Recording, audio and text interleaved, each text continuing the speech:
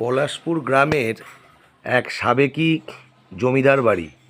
সবাই বলে যে এই বাড়ির নাকি প্রত্যেকটা ঘরের কোনায় কোনায় নাকি বহু প্রাচীন কাল থেকেই অনেক আত্মা ঘুরে বেড়ায়।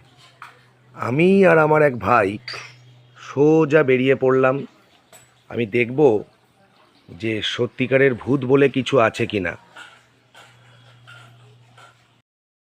বাড়ির অনেকাংশেই ভেঙে গেছে, এখনও কিছু কিছু স্মৃতিগুলো রয়ে গেছে। দেখা যাক ঘরগুলোর কি অবস্থা। জমিদার বাড়ির একটি ঘরে প্রবেশ করলাম, দেখেই বুঝতে পারছি কত প্রাচীনকালের। চারিদিকে গাছের শেকড় নেমে এসেছে, যেন ইতিহাস যেন কিছু বলতে চাইছে।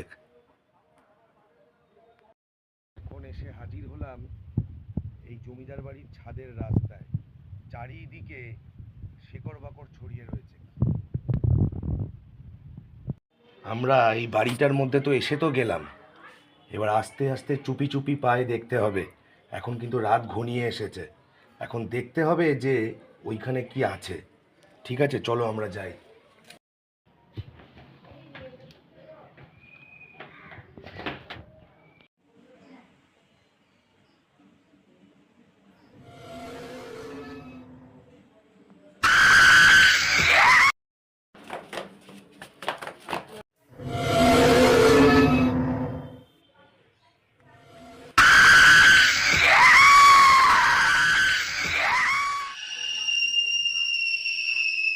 আর এখানে এক মুহূর্তও না। তুমি ঠিক বলেছো। হ্যাঁ, চলো চলো তাড়াতাড়ি চলো, আমরা চলে যাই।